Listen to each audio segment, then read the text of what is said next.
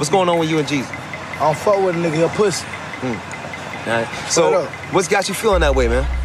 Niggas just be doing little bitch ass shit. You know what I'm saying? Shit a bitch would do, you know what I mean? Like a little bitch. All right. There's like actually like, you know, some legal charges against you right now. Yeah. Are they murder charges or attempted murder charges? Murder charges. Murder charges, straight up. Ain't too many people got the motive to do some shit like that. I just like a detective, learn, you know what I'm saying, look at the motive, who has motive to do it. And this fuck nigga, the only nigga has motive. Jeezy. Yeah. Sometime you'll win, sometime you'll lose.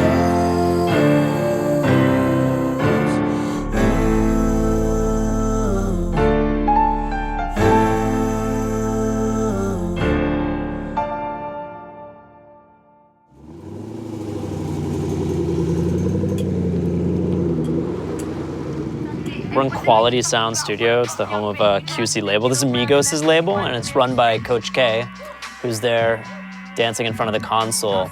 He is the Migos manager. He kind of discovered them. He's also Gucci Mane's manager, and before that, he was Young Jeezy's manager. He is sort of like the trap house impresario, like the Tony Wilson of trap. I don't think trap music was really born until we put out Jeezy's first mixtape, which was The Streets Is Watching. And then we put out Trap or Die. And I think after that, people got it. Jeezy wasn't even rapping, man. He was like on some CEO shit. He wanted to be Master P.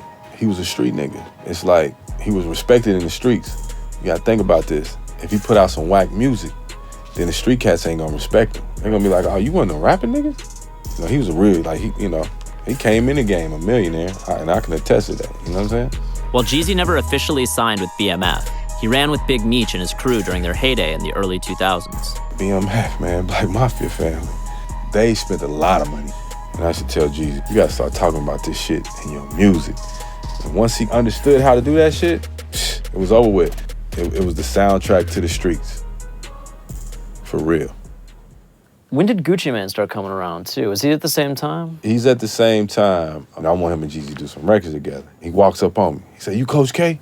I'm like, yeah. He said, man, I'm Gucci Mane. You know what I'm saying? I'm the guy you've been looking for. I'm a street nigga, dog. Everybody know that. So a hater get smashed, blowing money on deck. Pay my dog half a brick for a 73 dunk. Got that bullfrog, yeah, cause I know it gon' jump. I'm a real street nigga, do you understand me? I'm a walking bankroll, breezy rubber band me. Red monkeys on my ass, Gucci frames on my face. Got that Tony Tiger Kush, man, pivot smoke great. Every time my phone ring, dog, it's 18.5. With Jeezy at the top of his game and Gucci Mane the up-and-coming heir apparent, Coach K decided to put the two together in the studio to work on a song we all know as So Icy. Gooch came in the studio that, man, I swear to God, he sung that hook So Icy. Yo, he sung that hook all day. So I told Jeezy, man, like, just try this shit. You know what I'm saying? This shit might be crazy. This hook is melodic, you know? So then Zaytoven comes in. Zaytoven is one of the first of Atlanta's super producers and the principal architect of the trap music sound. When I first came here, when I got my first hit, the So Icy with Gucci Mane and Young Jeezy, it was very Bay influenced because I was just moving from, you know, the Bay Area. So if you listen to the music, you be like, that don't sound like no producer that came out of Atlanta. You know what I mean? It's because I was fresh from out of the Bay Area. I was cutting hair at the barbershop. Gucci Mane called me like, hey man, Zay, Young Jeezy wanna do a song with us. I haven't made the beat or nothing. So I ran home, met him at my mama's house, made the beat in like 5 minutes. And then we went down to the studio to meet Young Jeezy. You know, I'm from the Bay still, so I don't even know if they would even like my beat. So when we played the beat, they wasn't even feeling it for real. Until after the dude Lil Will sung the hook, you know, the all these girls decided. Once you heard that and the beat going together, then you start looking around the studio, everybody in the studio got a pen and paper trying to write to get on the song. And it was special, that was one of them moments. I'm with the Gucci Man and I'm so icy. Ooh, you know they like it, I'm so icy. So icy. Girl, don't try to fight. After we had it done, it was like, we got a song. Jeezy was popping, he was the new guy, and then Gucci Mane was an even newer guy. I couldn't even enjoy So Icy at that time because I had Gucci man on me like, hey man, Zay, don't make sure you don't sell my song. Then I got G's in them and from Def Jam like, hey man, what it's gonna take? We know we gotta get the song, we trying to do this and that. So I'm you know, this is my first time having a hit record, so I almost don't know what to do. I know the one thing I really knew was me and Gucci was like brothers. He come to my house every day, we've been working every day, so I know for a fact that I'm rocking with Gucci man, cause this is our song, this is what we created together, and it's somebody I work with all the time, so that's why it went the way it went. What's going on with you and Jeezy?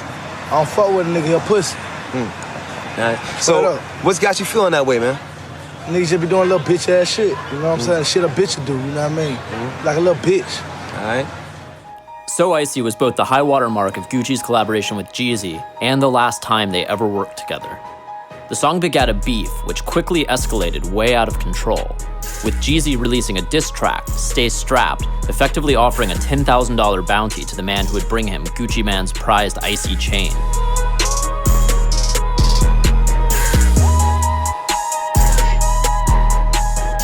One night shortly thereafter, the shit went down.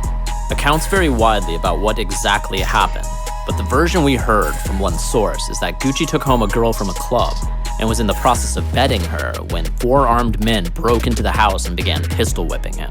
It was a setup. Before they could take his chain, however, Gucci got his hands on one of the guns and fired nude at his assailants, killing one of them and sending the rest fleeing in terror. Legend has it Guwap buried the dead man in the woods behind a middle school and found a new girl to finish the night with. There's like actually some legal charges against you right now. Yeah. Are they murder charges or attempted murder charges? Murder charges. Murder charges, straight up. Ain't too many people got the motive to do some shit like that. I just like a detective, learn, you know what I'm saying, look at the motive, who has motive to do it. And this fuck nigga, the only nigga has motive. Jeezy. Yeah. The murder charge was quickly dropped on account of self-defense, and Gucci immediately released a retaliatory track, 745, crowing about his escape from death, jail, and chainless ignominy. We reached out to Jeezy to talk about his part in this mythic drama, but his folks claimed he was too busy to do it. Perhaps he had some misgivings left over from my last interview with him. So the first two albums were like 101 at the end. Now Recession, you're dropping it. Yeah. Is that supposed to be like, are you done teaching? Did you ever eat boiled peanuts? Yeah, from Georgia, of course. Do you like those? Hell yeah. But do you put anything on them, like, or? I don't know, before my grandmother passed, she used to make them. And then, like, my aunt used to always have them and shit. I mean, you know, I guess it's just a Georgia thing coming up. I could never eat those. They taste like wet paper or something. No, they're good. When me and Jeezy split, it was like 2007, like end of 2007, going 2008. We split. It wasn't good. You know what I mean? Why wasn't it good? I don't want to talk about that. Oh, okay. Sorry. How did you end up with Gucci though? I ran into Gucci in Patchwork Studio, and he was like, "Shit, I need some help." And I was like, "Fuck it, let's do it." He's one of the hardest working artists I ever worked with ever. You know, he has just a few issues staying out of the system. Well, yeah. You know There's what I mean? that. You know, that kind of would hurt. Like, we get this to this point, and then go backwards. Hey, you've been staying out of trouble, Gooch, man. What's been different this time around? You know, just focusing on making money, man, and just staying out of trouble. But the last thing that we heard from Gucci was you allegedly threw a girl out of a car, I guess down in Atlanta. What happened with that case? Hey, man, you think I'm finna talk about that? I'm just asking. I'm just saying. I gotta ask everything. I'm just asking you. Yeah, I mean, we ask everything. We seen it on news. Well, I don't want to talk about that. Okay. That's an open case. You can't talk about an open case at this point. I thought it was settled. It's definitely not an open case, but it just ain't worth talking about. Gucci's run-ins with the law and eccentric life decisions, such as tattooing an ice cream cone on his face, is certainly a window into a world more colorful and exciting than most of us dare dream experiencing ourselves. But while the goofy shit may have made him a household name outside the hip-hop industry, it belies the fact that he is also a musical workhorse who spends marathon stretches in the studio when he's not in jail. Which, turns out, he is right now, until 2016.